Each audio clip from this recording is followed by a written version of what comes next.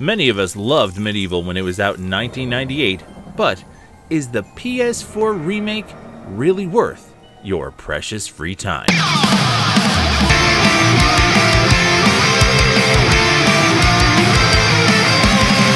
MediEvil is a classic PS1 game from the late 90s that was brought back to life to see if it could win our hearts. When you think about it, the remake is kind of like the hero of the story. A little ironic. Let's have a look at the basics. This is your basic hack and slash adventure.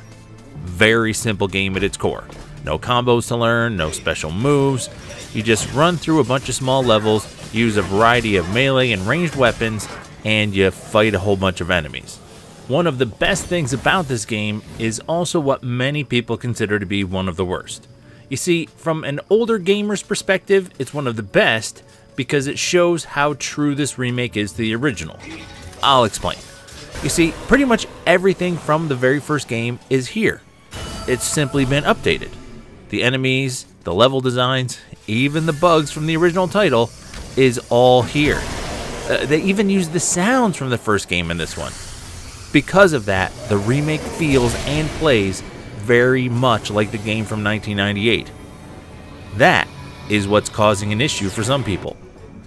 You see, something that didn't really exist in early home console games was respawn points. You die, you head all the way back to the start of the level. Hell, in some games of that time you couldn't even save. When you finished a level, the game would give you a code on the screen that you had to write down on a little piece of paper somewhere, and if you lost that little piece of paper with your codes written on it, you had to go back to square one and start your game completely from the beginning. So if you're not an old school gamer, or if you've really gotten used to modern games and the idea of, it's okay, I don't need to beat the boss, because if I die while fighting the boss, I'll just start again here where the boss is. Well, then playing this game, you're gonna get frustrated. However, if you are truly an old school gamer who remembers that video games used to be a bit more of a challenge, and that basically because games were initially built off the idea that they were huge machines meant to be hard because they hope to gobble up your quarters, then you'll have less of an issue. Plus, the real trick is just treat those little life bottles in the corner like the lives of an old school video game. Those arcade machines had lives in the corner. When you ran out of lives, you were done playing and you needed to put another quarter in. So if you look in the upper left and you see those little green flasks and think of them as your lives, you don't have to start over when one of those flasks is empty. So think of it that way and you'll be fine. Each level also gives you the chance to collect a chalice.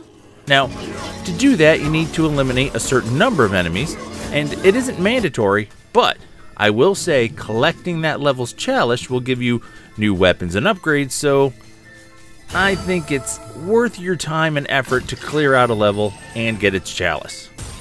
Now, this is also not a strict remake. Later in the game, there is some new stuff to do, but it is optional. I will say, however, if you choose to do it, you will unlock something very unexpected, so you should probably do it. I mean, you did pay for the game, why not do all the stuff they gave you to do? Here's the quick breakdown. There is a reason this is a cheaper title right out of the gate. It's not a long game. You could sit down and finish it completely in about 6 to 8 hours, and that's if you try to do everything.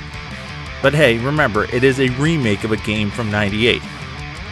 The story again is from '98, but it does hold up.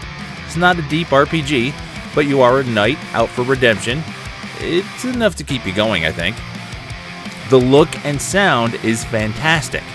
Music is from the original, but the songs have been redone and are wonderful. Plus, the whole point was to remake the game, and compared to the first one, it does look great. As far as fun, I think that depends on who you are.